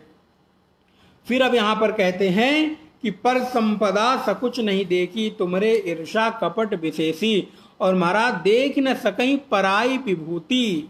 ये जो ईर्षा है ना, यहां पर कहा गया, आप ध्यान दीजिएगा कि ममता दादु कंडु ईर्षाई। ये जो ईर्ष्या है ये कैसी है? तो बोले ये ईर्षा दाद की तरह है। ये देख न सकई पराई विभूति, ये दूसरे की उन्नति देख नहीं पाता। पर संपदा सकहु नहीं देखी, तुमरे ईर्षा कपट विशेषी। जो ईर्ष्यालु लोग हैं कभी किसी की उन्नति देख नहीं पाते, इसलिए ये मानस के रोग हैं। इसलिए मैंने आपको शुरू में निवेदन किया कि शारीरिक रोग हो सकता है किसी में दाद ना हो, लेकिन ये मानसिक दाद सभी में होता है। दाद खाद खुजली हो सकता है देह में ना हो, लेकिन मन में है, बुद्धि में है महाराज, हैं सबके, लख विरले पाही। आप देखिए सबके मन के भीतर है ईर्षा। सकई ना देख न सकई पराई विभूति, दूसरे के विस्तार को देख नहीं पाते। अरे इतना पैसा, इतने अच्छे से रह रहा है, इतने अच्छे से रोटी खा रहा है, तो क्या होता है महाराज, उनके भीतर ईर्षा जन्म लेती है और फिर वो नाना प्रकार की चाल चलते हैं, दाह करते हैं। वो उनके साथ कुछ कुछ कुदेरने की कोशिश करते हैं, लेकिन कर कुछ नहीं पाते, अपना ही नुकसान करते हैं। इसलिए ईर्ष्या को यहां पर कंडु शब्द से विभूषित कहा गया। अब उसके बाद कहते हैं कि परसुख देख जरन सोई क्षयी, अगली चौपाई, पर सुख देखी जरनि सोई छई, कुष्ठ दुष्टता मन कुटिलई। अहंकार अति दुखद डमरुआ, दंभ कपट मद मान नेहरुआ। आहा, गोस्वामी जी कहते पर सुख देख जरन सोई क्षयी, जो लोग दूसरे के सुख को देखकर महाराज क्षय रोग हो जाता है। कुष्ठ दुष्टता मन कुटिलई, दुष्टता और मन की कुटिलता क्या है? बोले कोढ़ है। कोढ़, कोढ़ रोग जानते ना, कुष्ठ रोग।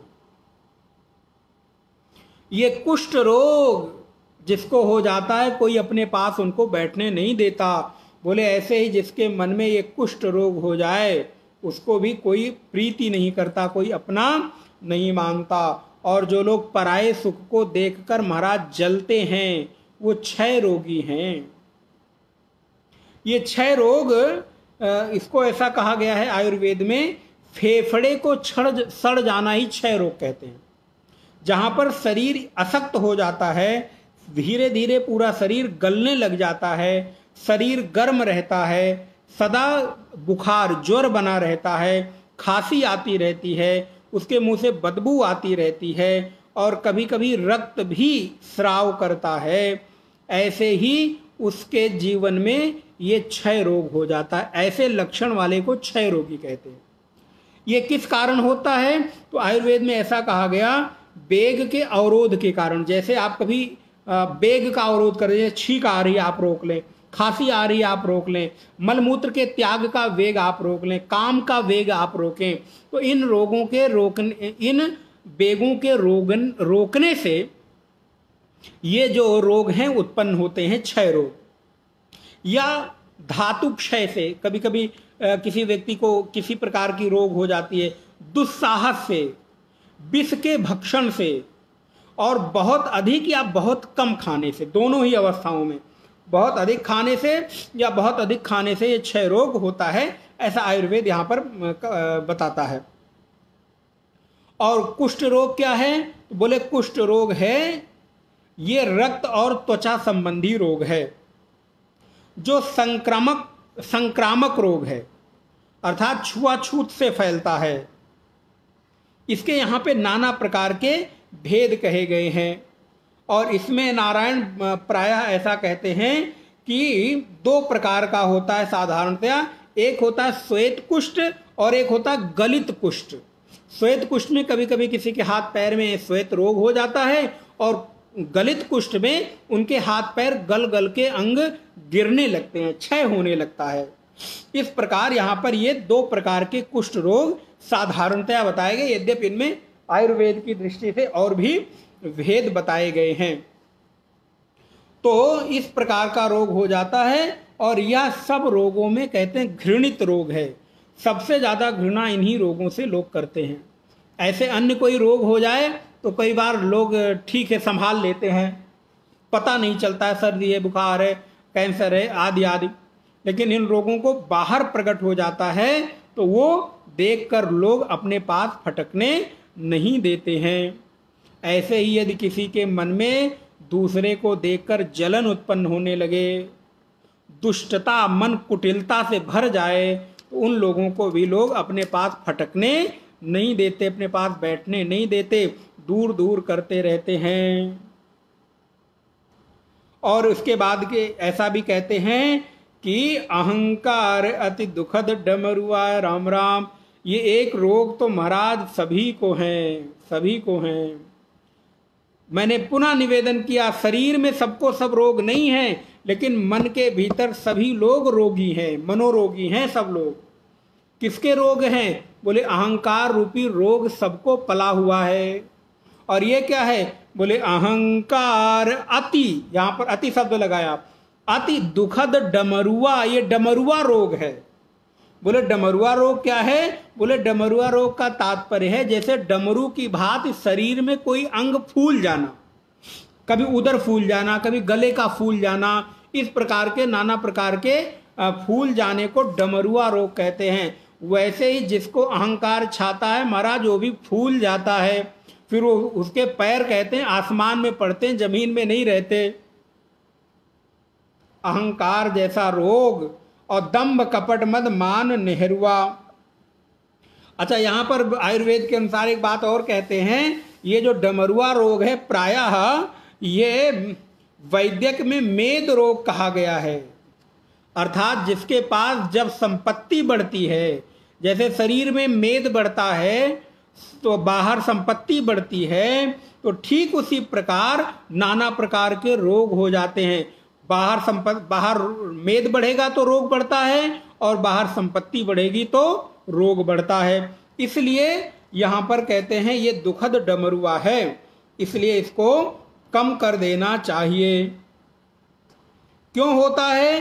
तो कहते हैं ये मेद इसका मूल है।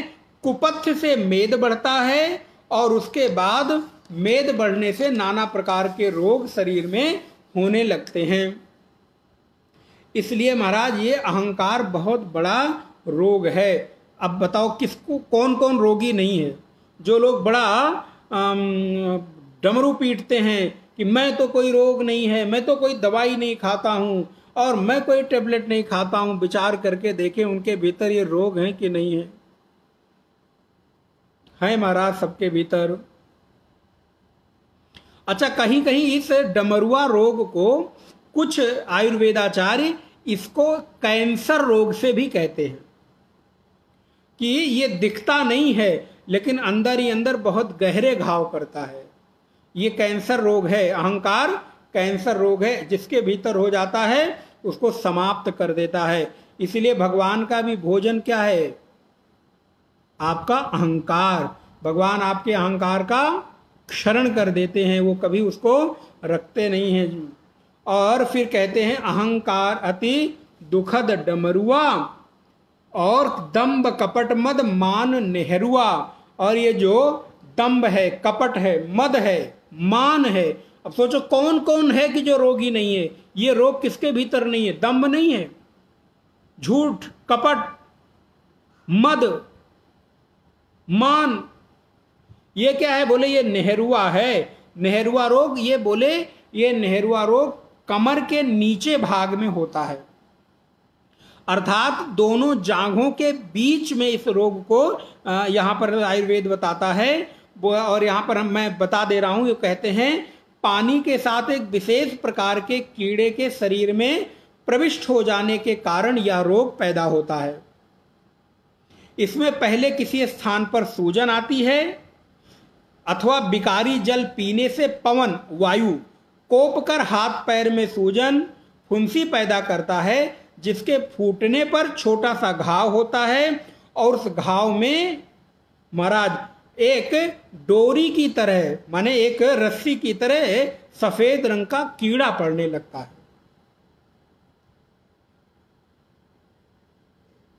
जो थोड़े बड़े तरह के होते हैं। इसलिए नेहरुआ रोग है और ये प्रायः कमर के नीचे, नाभि के नीचे इस रोग को होना बताया जाता है। अब ये क्या है? बोले महाराज ये दंभ कपट मद और मान यही रोग हैं। ये नेहरुआ रोग तो शरीर में होता है, लेकिन दंभ कपट मान और मद ये बोले ये मानसिक रोग होते हैं, ये सूक्ष्म शरीर में होते हैं। और इसके हो जाने पर क्या होता है? बोले जो लोग दूसरे को सुखी देखकर जलते हैं, हृदय उनका दग्ध रहता है, धीरे धीरे भीतर ही भीतर घुलते रहते हैं। इस जलन से उनके सद्गुण दिनों रात में खत्म होते जाते हैं और अंत में सभी सद्गुण नष्ट होकर उसका पतन कर देते हैं। ऐसा है ये डमरुआ रोग महाराज। इसलिए मन का दोष युक्त होकर सरलता का त्याग करना, अर्थात मन में दूसरी बात और वाणी तथा कर्म से दूसरी बात प्रकाशित करना, यही कुटिलता है।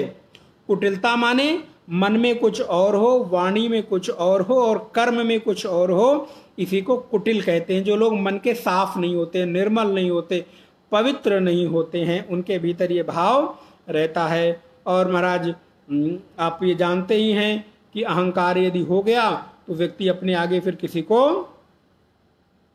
समझता नहीं है और उसका पेट फूलता रहता है। अहंकारी लोगों के पेट फूलते रहते हैं, उनके भीतर ज्ञान का, विचार का नाश हो जाता है। दंभ कपट मद मान, ये महाराज नहरुआ रोग बहुत कष्टकारी है। ये लाइन अंडरलाइन कर लीजिएगा, बहुत उपयोगी है सबके लिए, सबके पास ये रोग है। अहंकार अति दुखद डमरुआ, दंभ कपट मद मान नेहरुआ। ये लाइन अंडरलाइन कर लें। दंभ कपट मद और मान और अहंकार, इनका नाश हो जाना आपके लिए अत्यावश्यक है।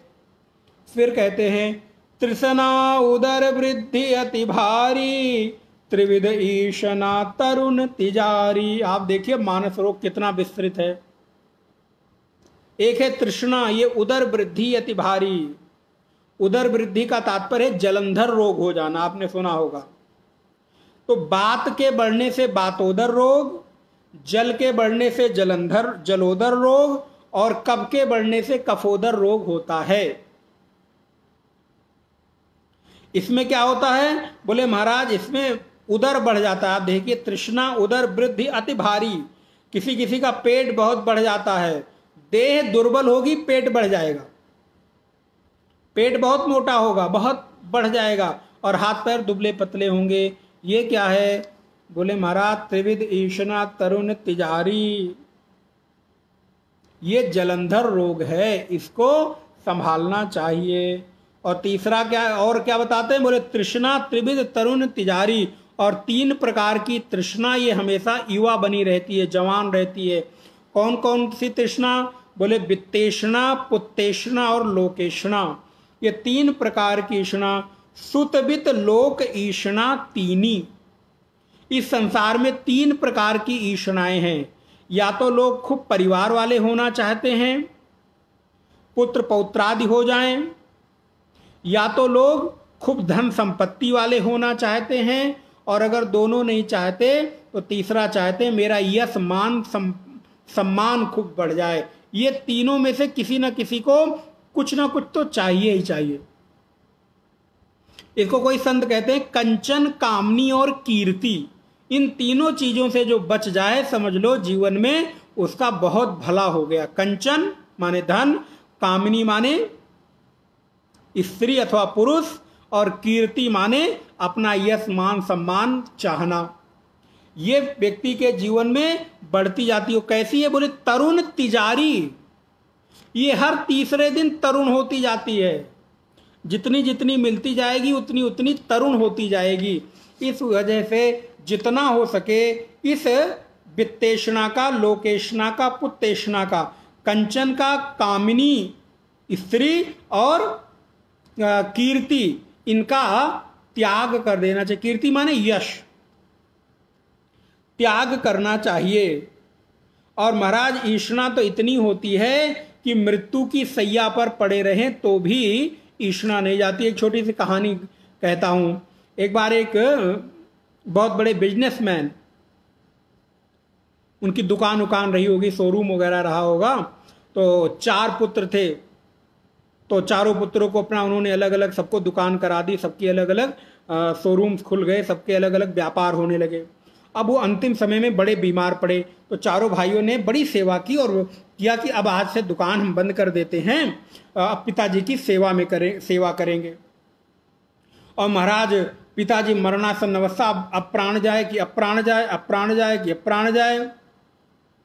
तो महाराज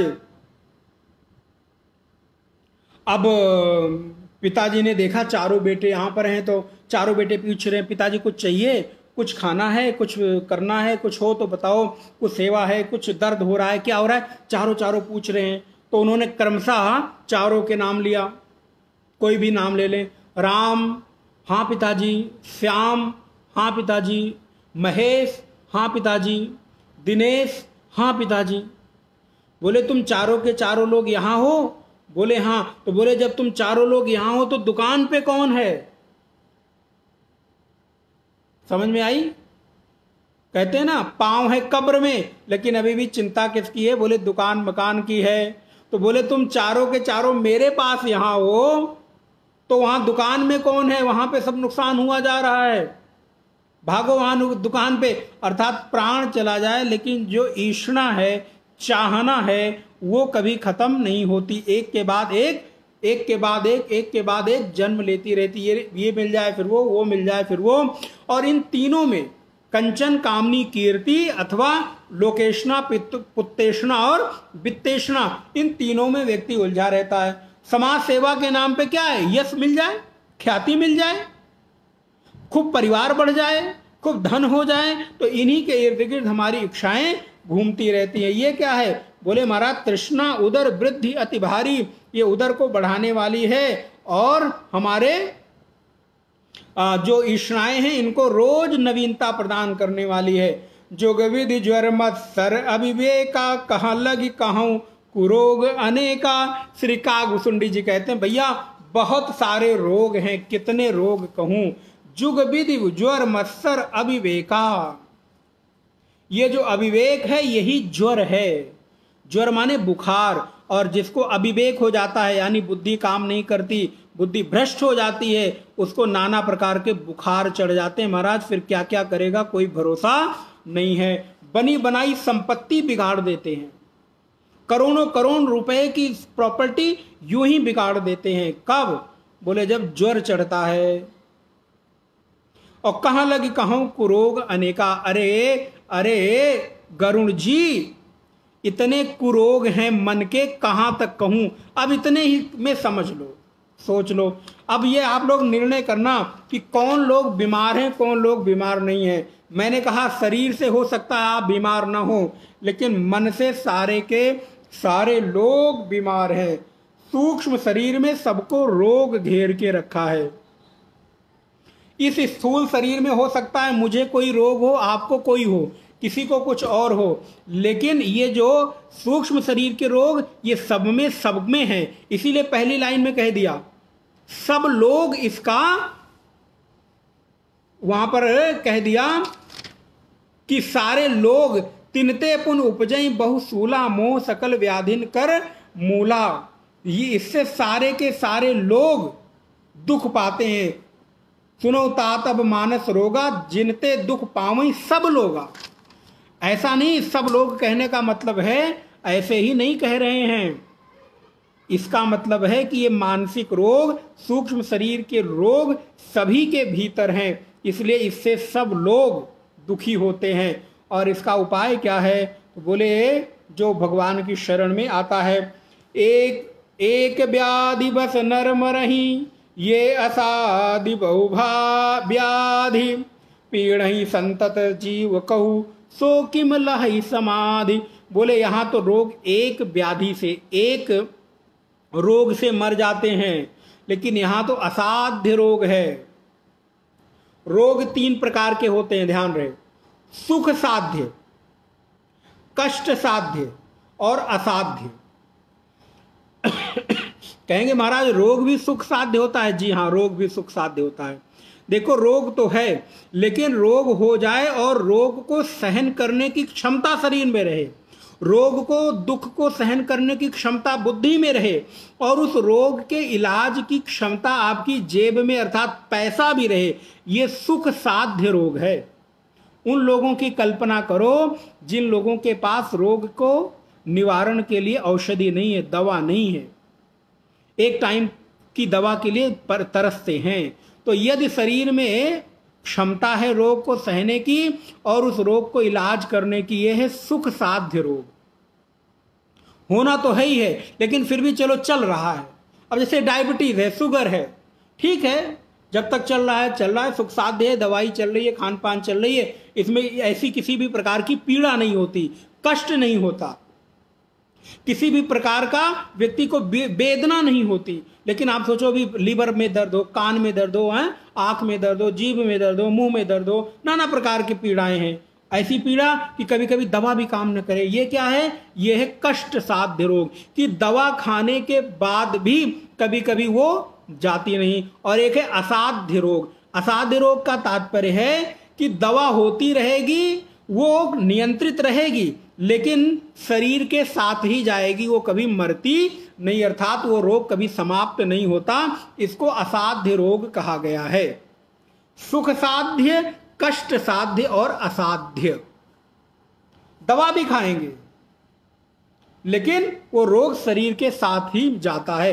कभी कभी ऐसी भी कुछ औषधि रोग हो जाते हैं जो किसी भी उपचार से जाते नहीं हैं। रिपुरुज पावक पाप प्रभु अहिगनीय न छोट करी। कहते हैं रोग को और शत्रु को कभी छोटा करके नहीं गिनना चाहिए। रिपु, रुज, पावक माने अग्नि को, पाप को, इसको छोटा करके ना गिनो। 4 चीजों को, रिपु माने शत्रु, रुज माने रोग, पाप पाप जो आप कर्म करते हैं, और पावक माने अग्नि। ये चारों चीजें देखने में छोटी होती हैं लेकिन कब विकराल रूप ले लें कोई भरोसा नहीं। इसलिए रोग आए उसको छुपाओ मत, उसका इलाज करो। अग्नि की एक चिंगारी दिखे बुझा दो, एक पाप हो जाए वहीं रुक जाओ, सावधान हो जाओ, अगला पाप ना होने दो। और महाराज एक छोटा भी शत्रु हो जाए तो उससे किसी भी प्रकार से आप सावधान होके उसका निवारण कर लो और शत्रु मत बढ़ाओ, क्योंकि हो सकता है 1 शत्रु 2 शत्रु फिर बढ़ती चली जाए। इसलिए 4 चीजें व्यक्ति को बहुत कष्ट देती हैं। ऐसे ही यहां तक जो मन के भीतर हैं वो क्या है? मोह। मोह तो मूल है, अब गिन लीजिएगा। मोह, काम, क्रोध, लोभ, नाना प्रकार के विषयों का मनोरथ, शब्द स्पर्श रूप रस गंध, ममता, ईर्ष्या, हर्ष विषाद, पर सुख देखकर जलन, दुष्टता, मन की कुटिलता, अहंकार, दंभ, कपट, पाखंड, तृष्णा, त्रिविध प्रकार की ऐषणा, पुत्रेषणा, वित्तेषणा, लोकेषणा, मत्सर, अविवेक, ये सब कुरोग हैं आपके मन के भीतर। आपको लग रहा होगा अरे मुझे तो खाली डायबिटीज है, मुझे तो केवल बीपी है, मुझे तो केवल किडनी हार्ट और क्या कहते हैं लीवर की बीमारी है। नहीं नहीं, इतने रोग गिना दिए और आप देखिए इसमें से कौन कौन रोग आपके पास हैं, कौन कौन नहीं है। प्रायः हम सबके पास हैं। पुनः याद करिएगा, हैं सबके लख बिरले पाई। कभी कोई दिखा देता, अब दिखाया गया ना, बताया गया, तब समझ में आएगा हाँ हाँ ये भी है, हाँ हाँ ये भी है। ये सब मन के रोग हैं, सूक्ष्म शरीर के रोग हैं। तो बोले भैया एक रोग होने पर शरीर मर जाता है, तो जब इतने प्रकार के व्याध हैं तो बताओ किम लाहि समाधि, जो जीवन की परम चरम अवस्था है समाधि, वो कैसे प्राप्त होगी इतने प्रकार के रोग होने पर।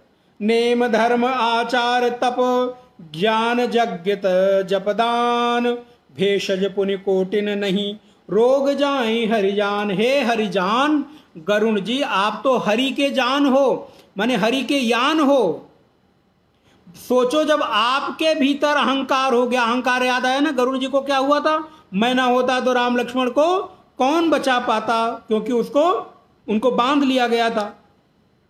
तो बोले आप तो भगवान के साक्षात सेवक हो, परिकर हो, और आपको अगर ये रोग हो गया तो साधारण मनुष्यों की बात क्या कही जाए। तो वो कैसे होगा? बोले नेम, नियम से, धर्म, आचार, तप, ज्ञान, यज्ञ, जप और दान, इन प्रकार की चीजों से इनको थोड़ा थोड़ा आप कर सकते हैं, लेकिन भेषज पुण्य कोटिन नहीं, रोग जाई हरि जान, अर्थात निर्मूल नहीं होते, दब जाते हैं, फिर उमड़ आते हैं वो औषधि ना पाने पर। इस प्रकार ये रोग हमारे और आपके भीतर हैं। इसको हम लोगों ने जितनी भी समय और मन की अनुकूलता, विचार, प्रेरणा मिली उसके अनुसार ये विषय आज हमने देखा। और इसके साथ हम इस ज्ञान सत्र को, मानस ज्ञान सत्र को आज यहाँ पर एकादशी के पावन पर्व पर विश्राम दे रहे हैं। आज ये गरुण और काकभुसुंडी संवाद, जहाँ पर 7 प्रश्न और उनके उत्तर दिए गए, क्रमशः सूक्ष्म विचार करके हम लोगों ने इसको देखा। और अब इसके बाद हम लोग अगला सत्र पुनः कुछ दिनों के विश्राम के बाद उपस्थित होंगे। आप सभी लोगों के लिए बहुत सारी शुभकामनाएं। आज की भीमसेनी एकादशी आप सभी लोगों के लिए मंगलकारी हो, आप सबके जीवन आनंद हो, ज्ञान वैराग्य भक्ति से पूर्ण हो। और इन रोगों के समाप्त होने का उपाय क्या है, अगले दोहे की कुछ चौपाई में कहा गया, वो मैं पढ़ देता हूं कि राम कृपा नासहि सब रोगा, जो ये भांति बने संयोगा। अगर आपको इन रोगों का नाश करना है मेरे भाई बहन, तो आप राम की कृपा के साथ अपने जीवन को आगे जियो, वो संयोग बन जाए, राम की अनुग्रह हो जाए, मेरे प्यारे की अनुग्रह हो जाए, तो आपका जीवन आनंद से कृतकृत्य हो जाएगा। तो क्या करना है, राम की कृपा का आवाहन, कृष्ण की कृपा का आवाहन करना है। इस प्रकार हम इस विषय को यहाँ पर विश्राम देते हैं। ओम शांति ही शांति ही शांति ही। एक सूचना आप लोगों के लिए है, वर्तमान में ऐसी परिस्थितियां चल रही हैं कि आप लोगों का मिलना जुलना नहीं हो पा रहा है। बहुत लोग दूर हैं, बहुत लोग पास हैं, फिर भी नहीं मिल रहे हैं। कुछ लोग कभी कभी आ भी जाते हैं। उस श्रृंखला में आज भी कुछ लोगों का, एक आध लोगों का आश्रम पे आना हुआ। और जैसा कि हमारे यहाँ की परंपरा है कि ज्ञान यज्ञ के बाद दक्षिणा दी जाती है। अब आप दक्षिणा देने के लिए आप ये मत सोचिए कि अरे क्या दक्षिणा देनी होगी, तो आप जो भी दक्षिणा देना चाहें वो दक्षिणा आप देने के लिए अपने मन से, पिछली बार तो मैंने कुछ और दक्षिणा मांगी थी, आप लोगों को याद होगा, तो इस बार आप अपनी दक्षिणा देने के लिए संपर्क कर सकते हैं। यदि आपका अनुकूलता हुई तो हम आपसे आपकी दक्षिणा जरूर ले लेंगे। तो आप व्हाट्सएप पे, फोन पे, मैसेंजर पे, जहां चाहें, क्योंकि ज्ञान सुनने के बाद, यज्ञ की पत्नी का नाम है दक्षिणा, तो ज्ञान यज्ञ सुनने के बाद दक्षिणा जरूर देनी चाहिए।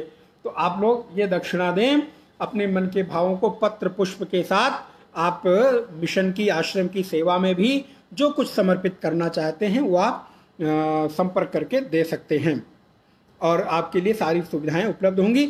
यद्यपि एक सन्यासी की दक्षिणा तो ये है कि आप खूब साधना करें, खूब भजन करें, अपने जीवन में खूब भगवान की भक्ति करें, खूब राम नाम का मंत्र जाप करें, अपने आराध्य की खूब अर्चना करें, यही प्रमुख दक्षिणा होगी। लेकिन उसके साथ साथ व्यवहारिक गुरु दक्षिणा भी आप चाहें तो समर्पित कर सकते हैं। भगवान की कृपा आप सब पर बनी रहे। ओम पूर्णमदः पूर्णमिदं पूर्णात् पूर्णमुदच्यते पूर्णस्य पूर्णमादाय पूर्णमेवावशिष्यते। ओम शांति शांति शांति। हरि ओम। श्री गुरुभ्यो नमः। हरि ओम। आप सभी लोगों का आभार। हमारे साथ श्री कंचन अरोड़ा माँ हैं, आपका भी थैंक यू। हरि ओम। मंजुला प्रभा जी हरि ओम। माधव जी हरि ओम। लीना वर्मा जी हरि ओम। प्रभु जी हरि ओम। दक्षाबेन मेहता जी हरि ओम। अनुराग जी हरि ओम। राजन त्रिवेदी जी हरि ओम। मान सिंह जी हरि ओम। नलिन जी हरि ओम। रमेश मेहता जी हरि ओम। दिनेश जी हरि ओम। अनिल जैन जी हरि ओम। पूनम जैन जी हरि ओम। किरण माँ हरि ओम। कुमकुम जी हरि ओम। स्नेह लवानिया माँ हरि ओम। श्रीकांत अरोड़ा जी हरि ओम। धन्यवाद। और कुछ लोगों के नाम दिख नहीं रहे हैं। साध्वी लता प्रज्ञा जी, आप कहीं बाहर के देश से श्रवण करती हैं, प्रायः सत्संग श्रवण करती हैं, आपका भी थैंक यू सो मच। धीरज जी हरिओम। राज ज्योतिष जी हरिओम। पवन जी, अमित सिंह जी, रीता देवी जी, रेगमी सरकार जी हरिओम। सभी लोगों का, नलिन जी हरिओम, आप भी आज श्रवण कर रहे थे। सिद्धेश दीक्षित जी, आपका भी बहुत बहुत धन्यवाद। सभी लोगों का, राजश्री मिश्रा जी, आपका थैंक यू हरिओम। संगीता जी हरिओम। किरण मेहता माँ हरिओम। सभी लोगों को बहुत बहुत धन्यवाद, साधुवाद। ओम शांति शांति शांति।